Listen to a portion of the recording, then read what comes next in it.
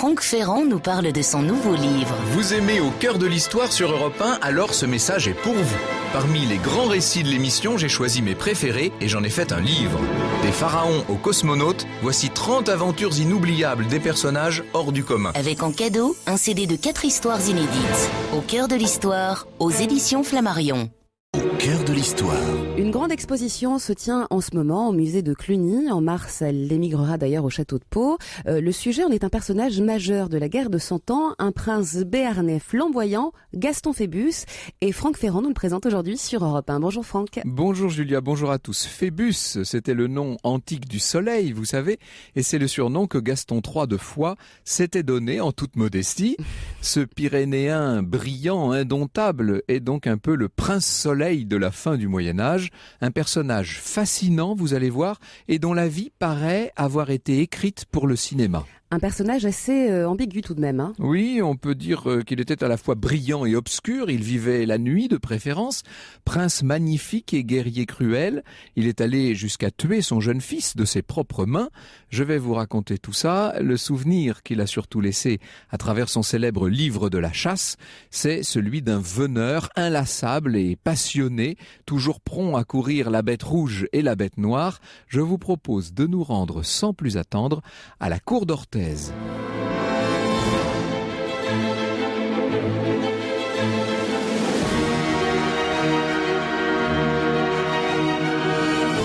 13h à 14h sur Europe 1, au cœur de l'histoire. Franck Ferrand.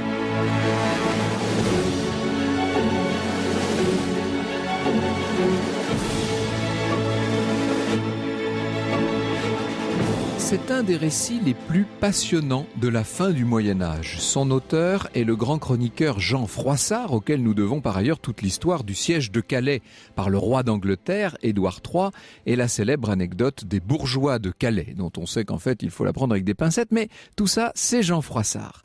Ce récit dont je vais vous parler, dont je vais m'inspirer aujourd'hui, s'appelle Le Voyage en Béarn.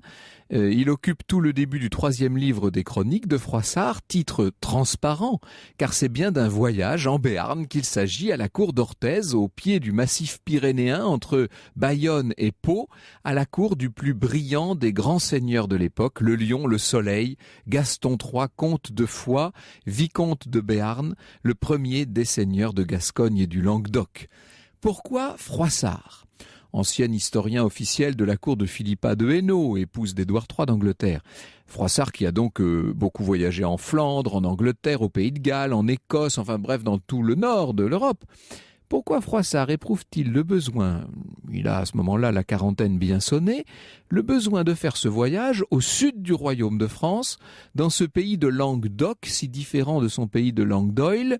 Que vient donc faire l'escrivain du nord de la Loire dans ces contrées méridionales autrefois ravagées par la croisade des barons francs contre les Albigeois? Vous voulez savoir ce qui attire notre Jean Froissart du côté des Pyrénées? Eh bien, c'est la réputation du plus magnifique des ours pyrénéens, si j'ose dire. C'est la gloire un peu sulfureuse qui s'attache à la cour d'Orthez, la cour de Gaston Phébus, Gaston Soleil, ce Béarnais qui, en pleine guerre de 100 ans, paraît jongler en s'amusant avec les puissants royaumes qui l'environnent. France, bien sûr, Angleterre par le biais de la Guyenne, et puis Aragon et Navarre. Honoré seigneur et gentes dames, si j'ose dire, sachez bien que la réputation de Gaston de Foix n'est pas mince. Le preux chevalier, qui a pour surnom Phébus et qui va toujours tête nue pour mettre en valeur sa crinière dorée, Gaston fait inscrire sur ses donjons « Phébus m'a fait ». Les combats, il les mène, il charge, si je puis dire, au cri de Phébus en avant, et sa devise n'est pas plus modeste, « Touche-y si tu oses ». Je ne me donnerai pas le ridicule d'essayer de la dire en béarnais, ce serait pas brillant. Si Gaston Phébus, qui règne sur une double principauté pyrénéenne d'environ 10 000 de nos kilomètres carrés, s'il attire les curieux, et au premier rang d'entre eux le chroniqueur Jean Froissart donc, c'est parce qu'il est courageux certes et audacieux et munificent, mais aussi, bien sûr ça ne gâte rien et j'aurais même peut-être dû commencer par là, mais aussi parce qu'il est très riche.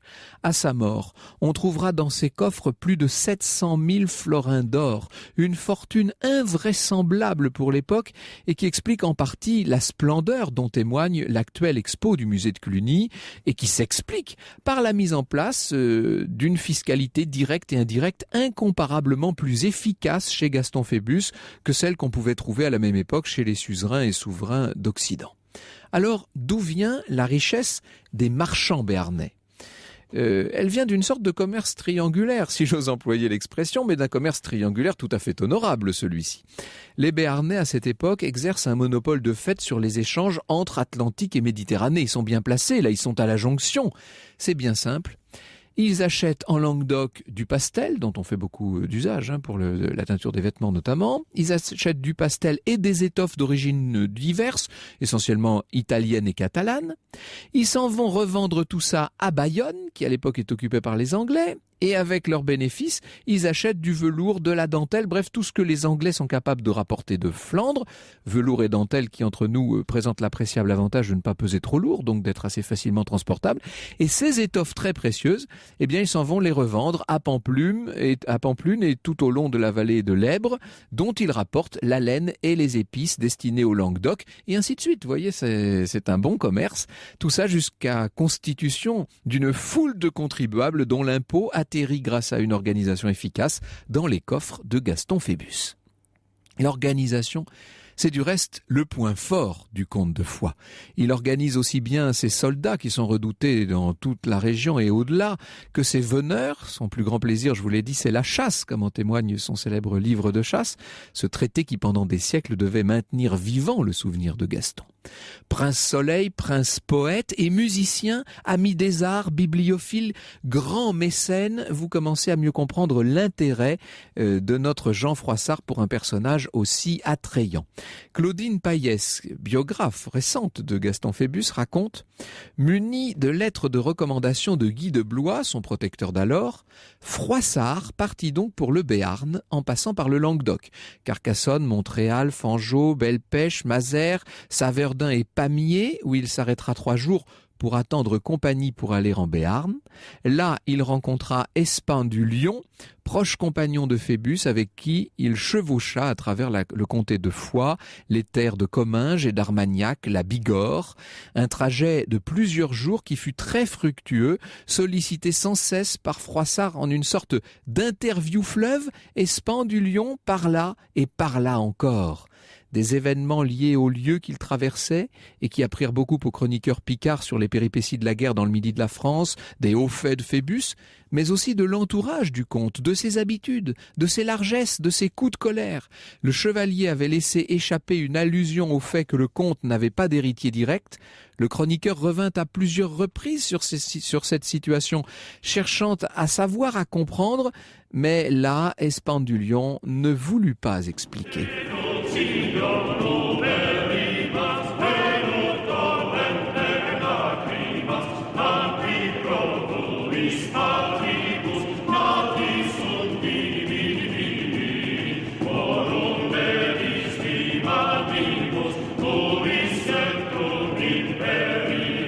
Un extrait sur Europe 1 de Déduction de Carmina Burana, Franck.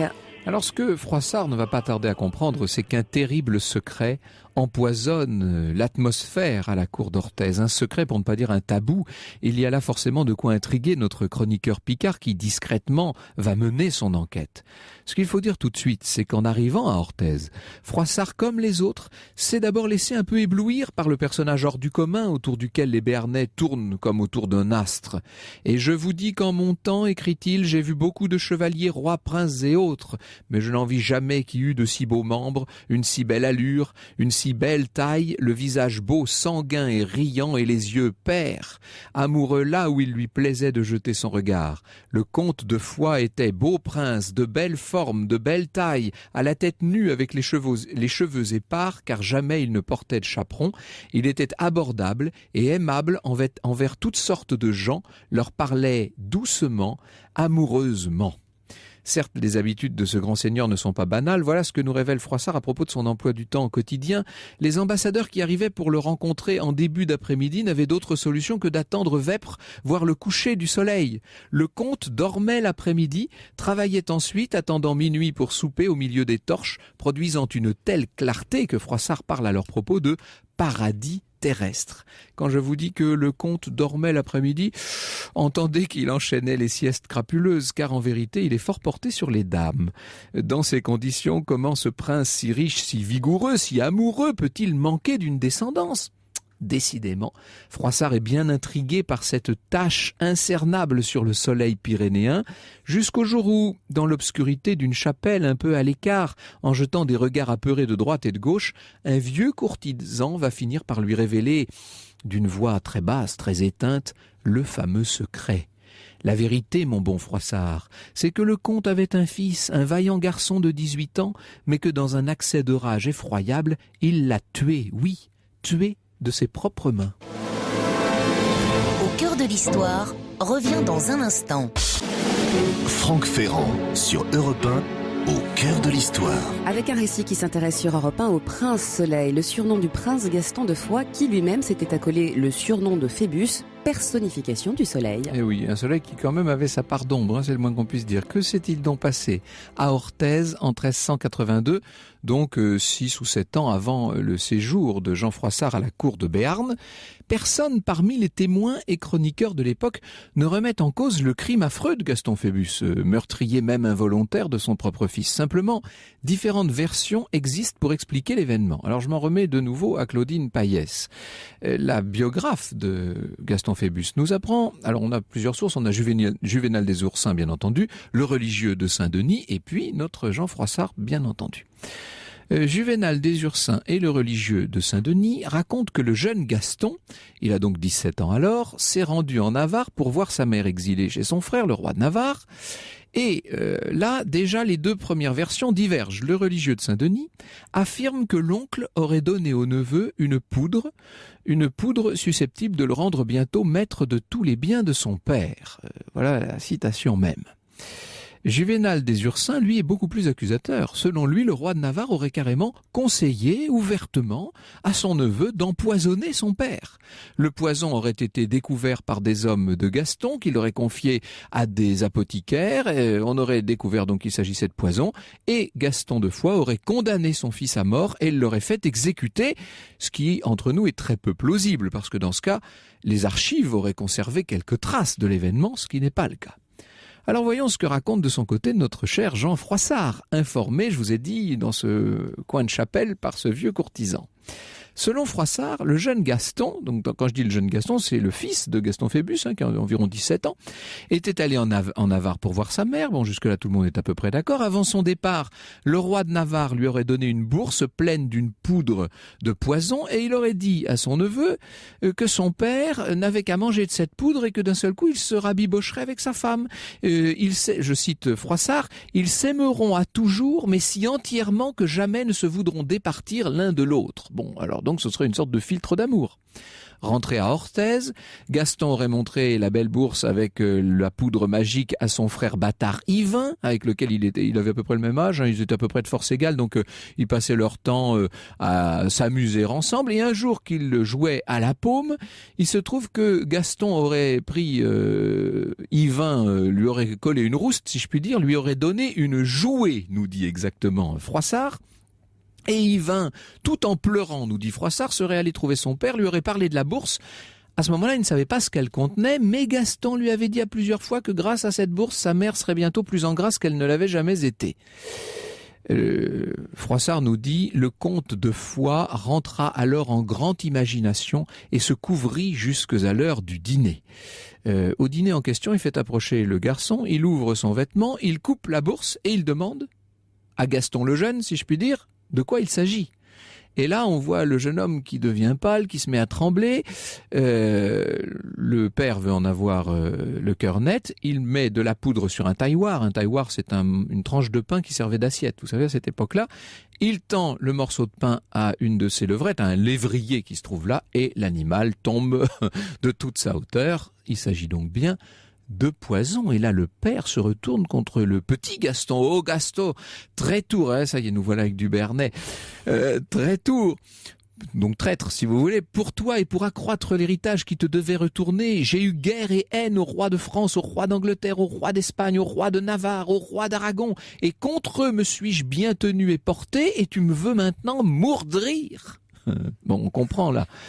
Il te vient de mauvaise nature, sache que tu en mourras à ce coup. Et là, on dit que les chevaliers, les écuyers se sont interposés, ont supplié à genoux Gaston d'épargner son fils. Il l'aurait simplement fait emprisonner. Il l'envoie dans la tour d'Orthez, où le jeune Gaston va rester 10 jours dans une salle, au secret, bien entendu. Et un jour, le serviteur qui lui apporte à manger s'aperçoit que tout ce qu'on lui a apporté jusqu'ici n'a pas été consommé. En fait, le jeune Gaston est en train de faire une sorte de grève de la faim. On prévient le père qui prend une colère terrible, qui débarque dans le cachot de son fils dans cette tour d'Orthez. Or, nous dit Jean Froissart, Gaston Phébus, il tenait à la main le couteau avec lequel il se nettoyait les ongles. Et il aurait molesté son fils, il lui aurait finalement donné un coup à la gorge et la lame qui dépassait, voyez à quel point on prend grand soin de vouloir exonérer Gaston Phébus de son crime, la lame aurait touché une artère. Or, elle aurait touché le jeune homme à la gorge. Or, il était déjà très faible, il avait été extrêmement impressionné par la visite de son père. Toujours est-il que quelques minutes après, on vient annoncer au père que le fils est mort. Il ne le voulut point croire, nous dit Jean Froissart, et envoya un chevalier vérifier. A donc fut le comte de Foix courroucé outre mesure, et regretta son fils trop grandement, et dit « Ah, Gaston, comme pauvre aventure s'y a !» En attendant, le comte de Foix aura beau se faire raser, aura beau se vêtir de noir et multiplier les séances d'humiliation publique et de prière, il aura beau rédiger ce merveilleux livre d'oraison dont nous allons parler dans un instant, ça ne lui ramènera pas son fils. Alors, nous dit Claudine Payès, que faut-il retenir de cette chronique de Froissart? Parce que vous savez que Froissart est connu par tous les historiens pour enjoliver considérablement l'histoire, et il ne faut surtout pas prendre ces relations au pied de la lettre. Elle nous dit quand même que la version qu'il nous présente a une singulière tendance à vouloir épargner aussi bien le père que le fils, qui dans cette affaire sont quasiment innocents l'un et l'autre. On nous présente un jeune homme d'une naïveté quand même confondante. Quant au jeu qu'il aurait, le jeu de paume, etc., avec son frère Yvain, ce sont quand même deux garçons qui ont respectivement 18 et 19 ans. On les voit mal se disputer se chamailler comme des gamins de 4 ans, et l'un allant pleurer littéralement dans le giron de son père. Que Gaston ait apporté le poison de Navarre est à exclure, nous dit par ailleurs Claudine Payès. Les archives navarraises n'offrent pas de témoignages de visite du jeune homme après 1375, ni de contact après 1378, et il n'aurait pas attendu plusieurs années pour administrer ce poison. Le récit d'une visite à Pampelune, à l'origine directe du drame, n'est pas crédible, ce qui laisse à réfléchir d'ailleurs sur le rôle réel du roi de Navarre. Si le poison est venu de Navarre, on l'a apporté plus tard, mais peut-être venait-il tout simplement du Béarn. Dire cela n'aurait pas cadré avec la naïveté du prince affichée dans la version officielle. En effet, s'il s'agit d'un véritable complot, comme le laissent entendre du reste les exécutions multiples qui ont eu lieu, plus de 15 personnes ont été punies dans cette affaire, alors évidemment le prince serait très coupable jeune, et puis le vieux aussi sans doute en tuant son propre fils. Quant à l'issue finale, ajoute Claudine Payès, écartant les explications embarrassées de Froissart, il faut sans doute y voir le résultat d'un de ces coups de colère dont Phébus semble avoir été familier, mais on ne saura jamais ce qui s'est dit à l'ultime instant dans le cachot d'Orthez entre le père tout-puissant et le fils mal-aimé. Ce qui est certain, c'est qu'à sa mort en 1391, Gaston Phébus était sans héritier légitime. Quant à son fils, ce bâtard Yvain, qui en quelque sorte avait dénoncé son demi-frère, il mourra 2 ans seulement après son père, à Paris, dans le drame très célèbre du bal des Ardents. Vous savez, ce sont ces jeunes courtisans déguisés en sauvages qui s'étaient collés de l'étoupe et des plumes sur le corps avec de la poix et qui ont été brûlés vifs. Le seul qui ait survécu, c'est le roi Charles VI en personne. Il aurait du reste mieux valu peut-être qu'il mourût lui aussi, car il était fou et il régnera fou encore pendant 30 ans. L'histoire sur Europe 1, c'est avec Franck Ferrand. Nous vous retrouvons, Franck, avec votre invitée sur Europe 1, Sophie Lagabrielle, conservateur en chef au musée de Cluny, c'est le musée national du Moyen-Âge à Paris, et commissaire de l'exposition Gaston Phébus, 1331-1391, Prince Soleil, qui se tient jusqu'au 5 mars prochain.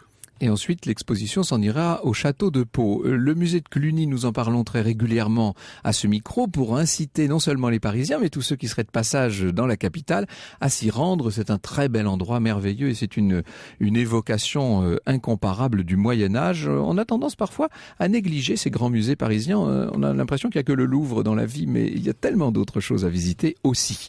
Merci beaucoup, Sophie Lagabrielle, d'être avec nous. Alors, je parlais de ce voyage en Béarn qu'a effectué Jean Froissart, le grand chroniqueur du Nord, si je puis dire, dans ce pays du Sud. Il a sans doute été victime de ce qu'on a bien voulu lui dire et aussi de son habitude d'enjoliver les choses. Effectivement, Froissart a peut-être été victime mais plus, à mon avis, de sa fascination du personnage. Et il a contribué à créer la légende de ce personnage. Oui, bien sûr. Et donc c'est lui qui, en fait, cherche à différer, fait créer le suspense. Vous avez parlé du drame d'Orthez. Il fait en sorte de faire monter le suspense et l'attente du lecteur. Alors justement, très bientôt, Éric Ruff, qui est sociétaire de la Comédie Française, va donner des lectures de ces textes. 2 lettrés à la cour d'Orthez, ça s'appelle Le Prince chasseur et le poète. Le poète étant évidemment notre Froissart. Absolument, le 30 janvier prochain et le 13 février. Ça sera l'occasion effectivement d'écouter ce magnifique chroniqueur qui a une prose merveilleuse, qui commence à passer d'ailleurs du vers à la prose et s'inspirant des faits du temps, va parler de la guerre de 100 ans, de ces épisodes, de Gaston Phébus. Tout ça, c'est au musée de Cluny, bien entendu. Absolument, au musée de Cluny. Alors, ça c'est assez étonnant parce que quand Jean Froissart arrive à Orthez, venant de Pamiers, comme nous l'avons vu, Gaston Phébus a déjà un certain âge. Ça n'est plus le jeune et brillant Gaston Phébus qui se comparait lui-même à Alexandre le Grand et qui faisait s'extasier toutes les dames des cours d'Europe. Il a acquis, si l'on peut dire, non pas ses lettres de noblesse, ça il les avait, mais il a acquis sa réputation, Gaston Phébus, dans un épisode qui se situe à Meaux, où il a volé au secours de gentes dames. Racontez-nous ça. Effectivement, Gaston Phébus avait répondu à l'appel du grand maître de l'ordre des chevaliers teutoniques pour aller combattre les fidèles combattre avec les fidèles. Au-delà du Rhin, là-bas. Oui. Vers la Prusse, vers la Lituanie, ces païens de Lituaniens. Donc il revient tout auréolé de gloire et il arrive à Châlons en Champagne et entend que la dauphine et la sœur du dauphin sont enfermés dans le château de Meaux et menacés par les Jacques. Donc ce sont ces paysans qui sont révoltés, c'est la grande jacquerie. Oui, voilà. Et Gaston Phébus et ses chevaliers vont arriver à temps pour délivrer ces personnes et ces gentes dames. Et il va s'en servir effectivement pour se glorifier. C'est son grand fait de gloire, le premier en tout cas. Est-ce qu'on peut dire qu'il est un combattant hors du commun ? C'est un grand guerrier, ce Gaston Phébus ? Je ne sais pas si on peut dire ça. Je pense que Gaston Phébus a toujours évité de combattre. Mais néanmoins, il a une grande victoire dont il parlera longtemps. C'est celle de Launac en 1362. Il va combattre son grand rival auprès des Pyrénées. Parce c'est un grand prince, mais dans cette domination des Pyrénées, il a un rival qui est le comte d'Armagnac. Et il va placer ses petites armées, mais bien organisées, bien fidèles, face au comte d'Armagnac et à tous ses alliés, et il va les défaire. Et il va d'ailleurs emprisonner le comte d'Armagnac, le sire d'Albret, le comte de Comminges, et il ne les libérera que moyennant caution. Et on dit, vous avez dit que c'était le prince le plus riche du royaume, mais effectivement, c'est probablement cette victoire-là, ces rançons-là, qui sont à la base de sa fortune. Oui, fortune qu'il va garder au fond de sa tour d'Orthez. Et puis c'est vrai qu'il était entouré d'un conseil extrêmement intéressant, parce qu'il était entouré de ce qui, un petit peu, à peu près à la même époque en France, étaient les marmousets, les conseillers du sage Charles V, c'est-à-dire des gens qui sont quasiment des technocrates avant l'heure, qui ne sont pas tous nobles. On a l'impression que Gaston Phébus préférait les compétences à la noblesse, quelque part. Il recrutait son personnel sur les qualités intrinsèques de chacun. Il semble bien, oui, que Gaston Phébus se soit appuyé sur les non-nobles pour dominer ses nobles et ses vassaux directs, effectivement. Ce qui pourrait peut-être expliquer les divers complots auxquels il a échappé, et notamment celui de 1382 qui va finir très mal, comme nous l'avons raconté, puisqu'il va finir par la mort du propre fils de Gaston Phébus, son seul héritier légitime du reste. Oui, triste drame, effectivement. C'est probablement lié à un complot, c'est ce que nous dit Froissart. On sait également que, par exemple, l'évêque de l'Escar va quitter précipitamment le Béarn, qu'il va y avoir des exécutions, donc ça n'est pas un acte isolé. Dans cette histoire du reste. Le pape intervient surtout au moment où il a emprisonné son fils pour essayer de le faire libérer et d'obtenir sa cause. Il va arriver trop tard, le légat du pape va arriver trop tard. Mais si le pape, qui est en Avignon à l'époque, intervient dans l'histoire de Gaston Phébus, ça montre l'importance du personnage.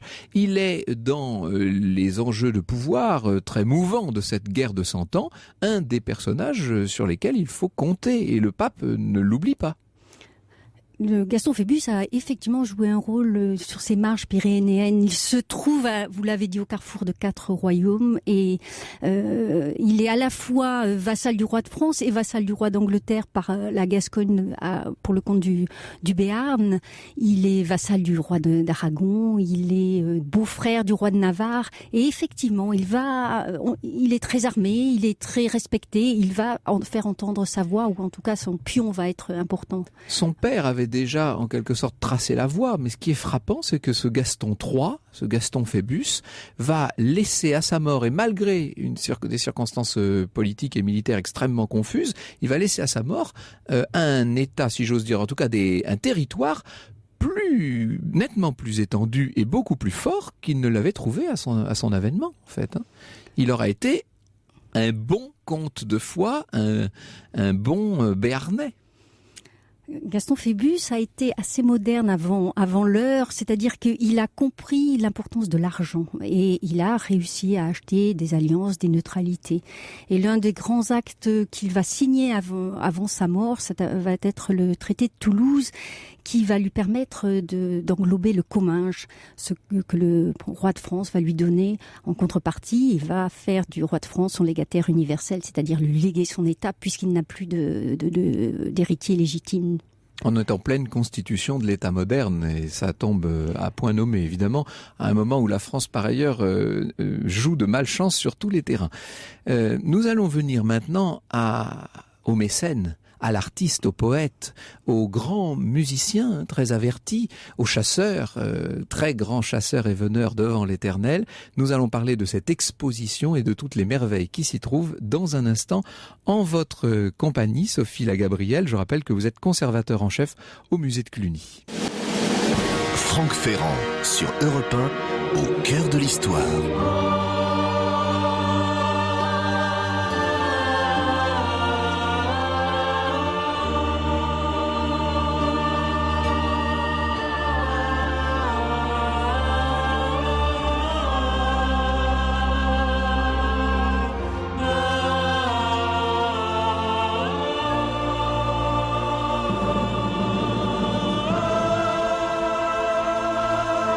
Un extrait sur Europe 1 du générique de la série télévisée de 1978, Gaston Phébus de Jean-Pierre Bourter. Oui, ça a bercé mon enfance, cette histoire. Qu'est-ce qu'il faut en penser de cette série télé de Gaston Phébus, telle qu'on l'a présentée à la fin des années 70 à la télévision française, Sophie Lagabrielle? Je vous vois hésiter. Cette émission est basée sur un petit roman historique qui s'appelait Gaston et Myriam et qui malheureusement n'a pas beaucoup de fondements historiques. Et je regrette que l'on fasse passer le Gaston dont on vient de parler comme étant un petit... presque un pâtre, presque un berger. Un berger un peu affolé, un peu partant dans tous les sens, alors qu'il a été un organisateur, qu'il a su se faire reconnaître, qu'il a été respecté, et qu'il a été, du fait de cette immense fortune dont nous parlions, un très grand mécène. À quoi ressemblait physiquement cette cour d'Orthez dans laquelle débarque Jean Froissart? À quoi ressemblent les palais? Comment sont les décors? J'imagine que la richesse ambiante est très grande. C'est en tout cas l'impression que transmet votre exposition au musée de Cluny. Nous avons essayé de reconstituer notamment une table telle que pouvait être une table d'argenterie, évoquer la musique, évoquer le château d'Orthez. Mais ceci dit, le château d'Orthez, le petit château de Montcade, est très réduit. Ça n'est qu'une modeste demeure. Mais ce qui faisait la célébrité de Gaston Phébus, c'est c'était une cour très cosmopolite. On y recevait des Gascons, des Béarnais, des Français, des Aragonais et tous ces chevaliers, ces prélats échangeaient énormément. Et donc, c'est une cour intéressante. L'information y circule très bien et puis elle est très cultivée. Oui, Gaston Phébus a une passion pour la musique notamment. Ça, j'ai découvert ça en préparant cette émission. Il était très avancé dans la recherche musicale de son temps, évidemment. Il avait l'air d'être extrêmement connaisseur. Alors vous savez que c'est la période encore où la poésie et la musique sont intimement liées. Il aimait beaucoup Guillaume de Machaut. On a son ouvrage dans sa bibliothèque. Et lui-même a composé des chansons. On a composé sur lui. Et il entretenait des ménestrels, des troubadours, des chantres. Et il les échangeait avec les plus grandes cours d'Europe qui étaient elles aussi très brillantes au niveau de la musique. Il avait, et on est à exactement à la même époque que Jean de Berry, par exemple, il avait une librairie, comme on disait à l'époque, ce que nous appelons nous une bibliothèque d'une richesse absolument extraordinaire. Parmi les traits, votre exposition est pleine de manuscrits enluminés, les enluminures, toutes ces miniatures sont un des moyens d'appréhender le mode de vie de l'époque, une époque extrêmement colorée. Alors je ne sais pas si c'est pour le plaisir des miniaturistes ou parce que c'était comme ça dans la réalité, mais en tout cas les personnages sont vêtus toujours de costumes très chamarrés, tout ça est très vivant, très très très jeune, très frais. C'est important de le dire parce qu'on a une image souvent un peu grise, un peu tristounette du Moyen Âge, même de cette fin de Moyen Âge. Mais parmi les grands livres de Gaston Phébus, il y a d'abord et avant tout le fameux livre de chasse. C'est le livre de la chasse qui d'ailleurs a fait que le nom de Gaston Phébus est arrivé jusqu'à nous. C'est ce qui l'a rendu célèbre. Et effectivement, c'est un livre, vous parlez de couleurs, vous parlez d'images, vous parlez de costumes, et nous évoquons d'ailleurs ces aspects-là également dans l'exposition.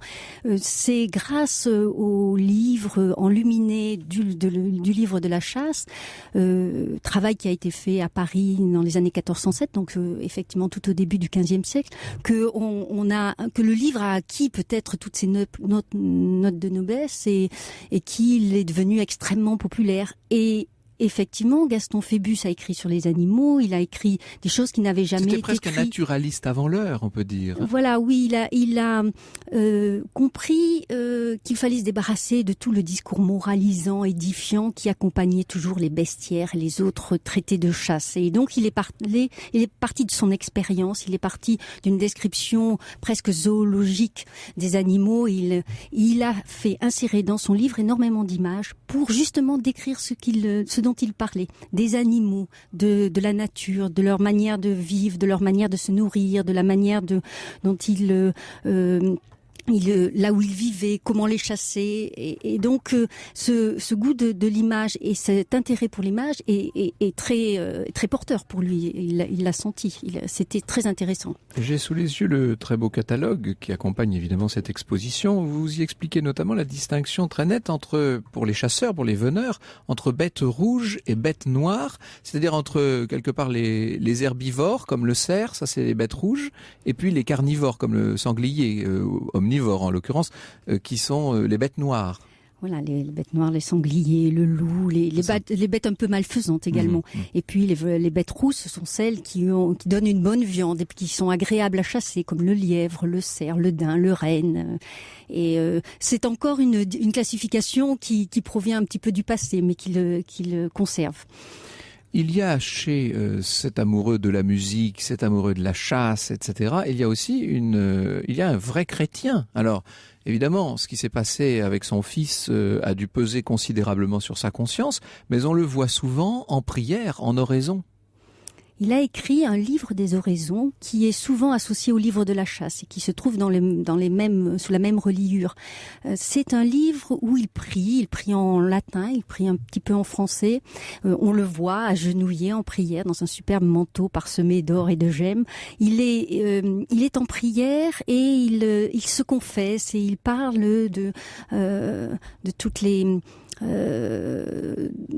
de tout ce que les contemporains lui reprochent, des vices, de l'homme qui est faillible. Et effectivement, c'est une prière assez moderne finalement.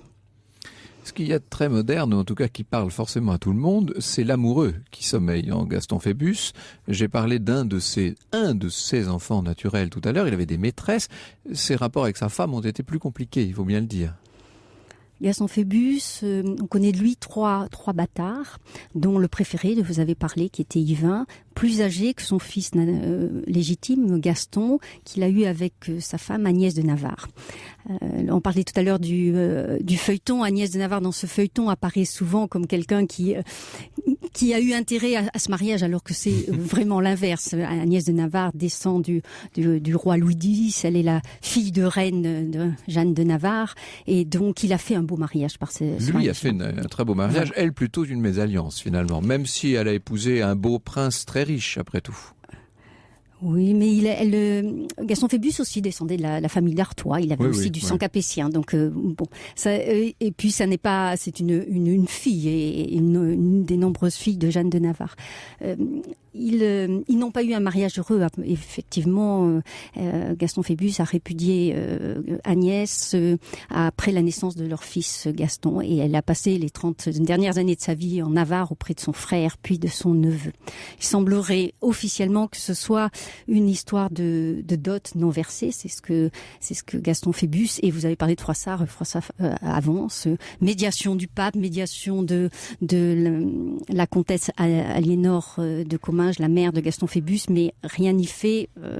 Gaston Phébus ne fera pas revenir sa femme en Béarn. Et d'ailleurs, à sa mort, sa femme va réclamer tous les cadeaux de noces qu'elle a eus et qu'elle a laissés en Béarn, obligée de fuir précipitamment. Et elle a donc une très longue liste de tous les objets qu'elle avait reçus, couronne d'or, cercle d'or, couronne d'or offerte par la reine, vaisselle d'argent, écuelle, plat, rageoir, aiguillère d'or et d'argent, enfin on voit qu'elle était effectivement d'un milieu royal très fortuné. Est-ce que Gaston Phébus a été amoureux des femmes? C'est ce qu'il nous a dit dans son prologue. Il nous dit que l'amour a compté pour lui. Lorsque Froissart arrive, à la fin de la vie des deux protagonistes, ils ont tous les deux 55 ans, eh bien, il n'y a pas de femme. Il trouve une cour sans femme. Donc ça n'est pas si vrai en fait, le côté voilà. Il faut atténuer donc cet aspect-là. Voilà. En tout cas, il trouve, ça c'est Pierre Tucochala qui le dit, il trouve une cour pleine de tournois, de banquets, de cérémonies. Tout est prétexte à une débauche de luxe, les modes vestimentaires sombrant parfois dans l'extravagance. On a l'impression quand même d'une très grande vie à cette cour de Béarn. Hein. C'est ce qui ressort de ce personnage et de son temps. Oui, mais nous sommes au fin XIVe siècle et il ne sera pas le seul à avoir type de comportement. C'est la vie de cour, c'est celle de Charles V, de ses frères et de ses contemporains. On est prince lorsqu'on l'affiche. Tout à l'heure, voilà. Qui a été évidemment, qui est allé encore bien plus loin, lui, dans ce registre. On peut dire qu'on a affaire à un prince moderne dans l'acception machiavélienne du terme. Gaston Phébus a été très manipulateur, effectivement. Il a très bien compris l'intérêt de l'argent et la manière d'utiliser l'argent comme un outil politique pour acheter des vassalités, pour acheter de neutralité. Il a compris énormément la manière de mener une diplomatie habile, neutre en apparence, mais nouant des accords en arrière. Effectivement, il a eu un gouvernement très moderne, à vrai dire. Vous me parliez juste avant que l'émission ne commence d'un événement qui aura lieu le 21 janvier prochain ? Le 25 janvier. Le 25, prochain, pardon, le 25 janvier. Mercredi prochain, au musée de la chasse et de la nature, nous organisons une journée sur les princes chasseurs, les princes donc du Moyen-Âge qui ont eu tout toute cette vie de cour qui associe la chasse et tout le train de vie qui est associé à ces chasses. Ça, c'est donc à l'hôtel Guénégaud, au musée de la chasse et de la nature. Absolument. Très bel endroit également. Merci beaucoup, Sophie Lagabrielle. Je rappelle que vous êtes conservateur en chef au musée de Cluny et que vous présentez en ce moment même et jusqu'au 5 mars à Paris. Ensuite, l'exposition s'en ira à Pau. Une exposition qui s'appelle donc Gaston Phébus 1331-1391. Prince Soleil, j'aime bien cette appellation, je suis certain qu'elle lui portera chance. Franck Ferrand nous parle de son nouveau livre. Vous aimez Au cœur de l'histoire sur Europe 1, alors ce message est pour vous. Parmi les grands récits de l'émission, j'ai choisi mes préférés et j'en ai fait un livre. Des pharaons aux cosmonautes, voici 30 aventures inoubliables des personnages hors du commun. Avec en cadeau, un CD de 4 histoires inédites. Au cœur de l'histoire, aux éditions Flammarion.